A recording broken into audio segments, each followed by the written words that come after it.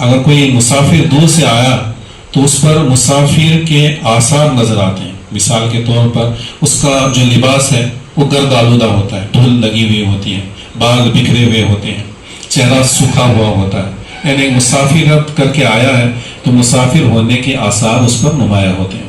لیکن حضرت عمر فاروق رضی اللہ تعالیٰ عنہ عرض کرتے ہیں کہ وہ جب شخص آیا تو ہم نے دیکھا کہ اس پر مسافرت کے کوئی اثرات نظر نہیں آ رہے تھے، اور ہم میں سے کوئی اسے پہچانتا بھی نہیں تھا. یعنی وہ مدینہ کا رہنے والا بھی نہیں تھا، مدینہ کا رہنے والا بھی نہیں تھا، اور لیکن اس کے چہرے پر سفر کر کے آئے ہوئے تھکان کے آثار بھی نہیں تھے، اور نہایت سفید کپڑے پہنے ہوئے تھا، اور اس کے بال نہایت سیاہ یعنی کالے بھور خوبصورت بال تھے، خوبصورت نورانی شخصیت تھی.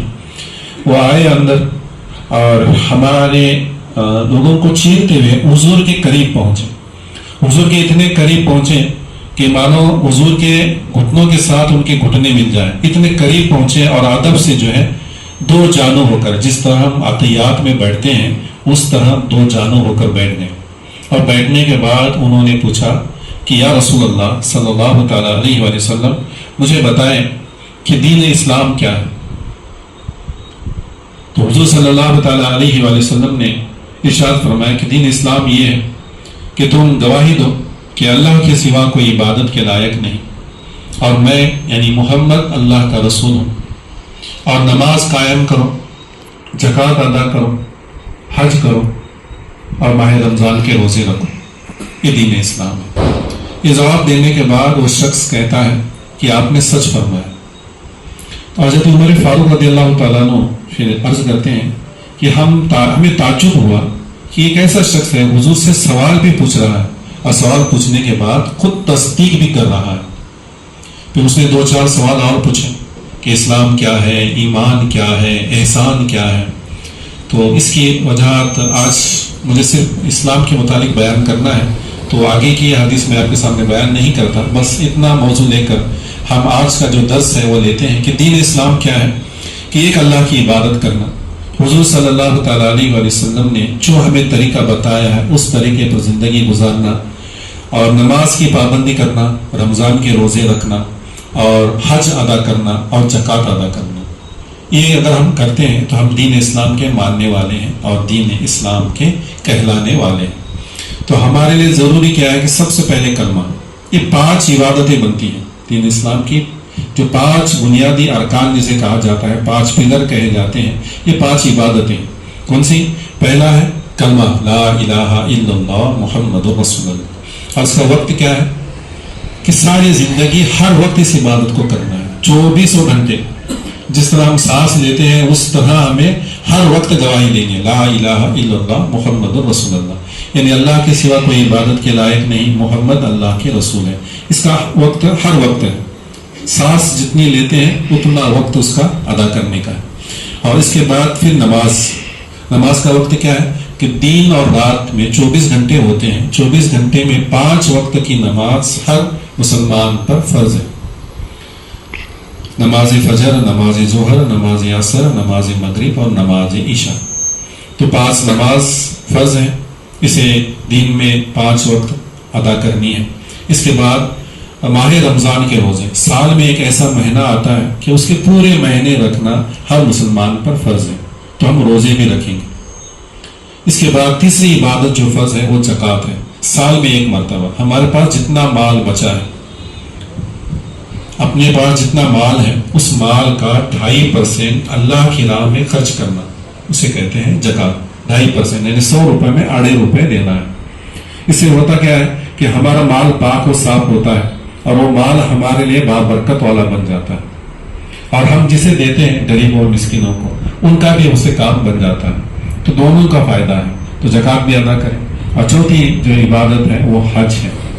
زندگی میں 1 مرتبہ اگر اللہ نے ہمیں صاحب استطاعت بنایا، یعنی اتنا مال عطا کیا، صحت و تندرستی عطا فرمائی، تو ہمیں سال میں 1 مرتبہ حج کرنا فرض ہے.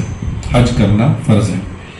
ابھی 8 دن پہلے میں ہمارے ایک رشتہ دار کے گھر پر ان کو عمرہ کے لیے روانہ کرنے کے لیے، دعا کرنے کے لیے گیا تھا. تو وہاں پر 2-4 مولانا تھے. دعا ہو گئی.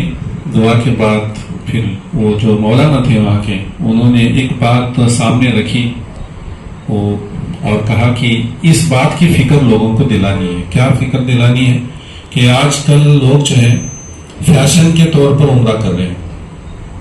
فیشن کے طور پر عمرہ کر رہے ہیں، پیسہ ہے. اور کچھ لوگ جو ہے کنجوسی کے طور پر بھی عمرہ کر رہے ہیں. حج فرض ہے، حج ادا کرنے کو آپ ہی جو ہے 4 لاکھ روپے ایک آدمی کو لگتے ہیں. اب 2 میاں بیوی حج کو جانا ہے تو 8 لاکھ روپے. تو پھر لوگ کیا سوچ رہے ہیں کنجوسی کے اندر آ کر کہ 8 لاکھ روپے خرچ کے حج کرنے کے بجائے ہم 70,000 80,000 میں عمرہ ہوتا ہے تو گھر میں میاں بیوی لڑکا لڑکی سب مل کر عمرہ کراتے ہیں، 4 لاکھ میں ہو جاتا ہے اور 4 لاکھ بچ بھی جاتے ہیں، عمرہ کر کے آ جاتے ہیں اور پھر حج کو نہیں جاتے. تو وہ فکر دلانے کو وہ کہہ رہے تھے. وہ کہہ رہے تھے کہ لوگوں میں اس بات کا بیداری کرنا بہت ضروری ہے کہ حج ایک فرض ارکان ہے جسے اللہ نے صاحب استطاعت بنایا ہے، مال و دولت دی ہے اور صحت دی ہے. اسے زندگی میں ایک مرتبہ حج ادا کرنا ہوگا. عمرہ کرنے سے اس کا فرض ادا نہیں ہو جاتا. عمرہ ایک نفل عبادت ہے. جیسے ہم ظہر کی نماز پڑھ رہے ہیں، وہ فرض ہے. وہ نہیں پڑھیں گے تو اللہ پوچھے گا کہ تو نے ظہر کی نماز کیوں نہیں پڑھا. ظہر کے بعد ہم مسجد میں آئے، 2 رکعت تحت المسجد کی نماز، مسجد میں داخل ہونے کی نماز ہوتی ہے، وہ ادا کی، وہ نفل نماز. وضو کر کے آئے تھے، 2 رکعت وضو کی نماز پڑھی، نفل نماز. تو وضو کرنے کے بعد کی 2 رکعت نفل نماز پڑھے تو ثواب ملے گا، لیکن نہیں پڑھنے پر پوچھا نہیں جائے گا. مسجد میں داخل ہونے کے بعد مسجد میں داخل ہونے کی 2 رکعت نفل نماز پڑھیں گے تو ثواب ملے گا، لیکن اس کے بارے میں پوچھا نہیں جائے گا کہ تو نے کیوں نہیں پڑھا. لیکن ظہر کی نماز ادا نہیں کی تو یہ 2 رکعت تم نے جو پڑھی 2 کر کے وہ بھی گئی، کیونکہ تم نے فرض ہی ادا نہیں کیا تو آگے کی نفل نماز کو کوئی معنی نہیں رہ جاتا. تو اسی طرح اگر حج فرض ہے تو حج ادا کرنا ہوگا. عمرہ کرنے سے وہ تمہارا فرض ادا نہیں ہو جاتا. لیکن ہاں، جس کے پر حج فرض ہی نہیں ہوا، اتنی مال و دولت اس کے پاس نہیں، حج کس پر فرض ہوگا؟ جس کے پاس 8 لاکھ روپے ہیں، یعنی دونوں میاں بیوی جا کر آ سکتے ہیں، دونوں کی صحت ہے، تو ان کے پر وہ حج فرض ہے. لیکن ان کے پاس اتنا پیسہ ہی نہیں ہے، 1-2 لاکھ روپے ہے، دونوں کا حج ادا نہیں ہو سکتا، تو حج ان پر فرض نہیں. اور ان کی خواہش ہے کہ میں اللہ کے گھر کی زیارت کروں، حضور کے در پر جاؤں، تو پھر وہ عمرہ کر سکتے ہیں، کیونکہ ابھی ان پر حج فرض نہیں ہوا. لیکن اگر کوئی ایسا مالدار ہے کہ جس کے پر حج فرض ہو چکا ہے، بہت سارے پیسے اس کے پاس پڑے ہوئے ہیں، مطلب 8 لاکھ سے زیادہ پیسے اس کے پاس پڑے ہوئے ہیں، صحت ہے، تندرستی ہے، اور وہ حج ادا کرنے کے بجائے وہ اپنے بچوں کو ساتھ لے کر عمرہ ادا کر کے آتا ہے اور سمجھتا ہے کہ میرا کام ہو گیا، تو وہ غلط فہمی میں ہے، اس کا فرض ادا نہیں ہوا. اسے کل میدان محشر میں پوچھا جائے گا، اللہ سے پوچھے گا کہ میں نے تجھے مال و دولت بھی دیا، صحت بھی دی، تندرستی بھی دی، دین اسلام کی دولت سے مالا مال بھی کیا، تو نمازیں بھی پڑھتا رہا، روزے بھی رکھتا رہا، زکات بھی ادا کرتا رہا، لیکن تو نے حج ادا نہیں کیا. اس وقت اگر یہ عذر پیش کرے گا کہ میں عمرہ کرایا، تو عمرہ تو تجھ پر فرض نہ تھا، فرض کیا تھا؟ حج تھا، تجھے حج کرنا تھا. اس کے بعد بھی چاہے تو عمرہ کرتا، پھر تجھے ثواب ملتا، تو تیرا ایک فرض رہ گیا، تو وہاں ہمیں اس کا جواب دینا پڑے گا. بہرحال خلاصہ کلام کیا ہے کہ دین اسلام میں داخل ہونے کے بعد ہم پر 4 عبادتیں فرض بن جاتی ہیں. اس میں سے 2 ایسی ہیں جو غریب اور مسلمان دونوں پر یکساں فرض ہیں. وہ کیا ہے؟ نماز اور روزہ. غریب ہو یا امیر ہو، اسے نماز بھی پڑھنی ہے اور روزے بھی رکھنے ہیں. اور بعد میں 2 عبادتیں ایسی ہیں جو مالداروں پر فرض ہوتی ہیں، وہ ہے زکات اور حج ادا کرنا. جسے اللہ نے مال و دولت دی، ان کے لیے وہ ضروری ہے کہ وہ حج بھی کرے اور زکات بھی ادا کرے. تو یہ دین اسلام ہے. دین اسلام کیا ہے؟ ایک اللہ کی عبادت کرنا، اور حضور صلی اللہ تعالیٰ علیہ وسلم کے ذریعے اللہ نے ہمیں جو راستہ بتایا. اب سیدھے الفاظ میں آپ کو سمجھا رہا ہوں کہ دین اسلام کیا ہے. کہ اللہ تبارک و تعالیٰ نے ہماری رہنمائی کے لیے اپنے حبیب محمد مصطفیٰ صلی اللہ تعالیٰ علیہ وسلم کو اپنا رسول بنا کر ہماری طرف بھیجا. جب حضور آئے تو اللہ کی طرف سے پیغام لے کر آئے، پھر اللہ نے ان کے ساتھ قرآن بھیجا، قرآن نازل فرمایا. پھر حضور نے اور قرآن کے ذریعے جو احکام ہمیں دیے، کیا احکام دیے ہیں؟ کہ کہ ہمیں یہ باتیں کرنی ہے، ہمیں نماز پڑھنی ہے، ہمیں سچ بولنا ہے، ہمیں حلال رزق کمانا ہے، جو جو کرنے کو کہا گیا ہے وہ کرنا ہے، اور جن باتوں سے منع کیا گیا ہے، شراب حرام ہے، جوا حرام ہے، جھوٹ بولنا حرام ہے، ماں باپ کی نافرمانی کرنا غلط ہے، ان تمام باتوں سے اپنے آپ کو بچانا۔ یہ جو طریقہ کار ہم تک پہنچا ہے، اس طریقے کا کار پر چلنے کا نام دین اسلام ہے۔ تو دین اسلام کیا ہے؟ نماز، روزہ، حج، زکوٰۃ، اس کے ساتھ ساتھ اچھی اخلاق، اور حضور نے جو جو باتیں بتائی ان تمام باتوں پر چلنے کا نام ہے دین اسلام پر چلنا۔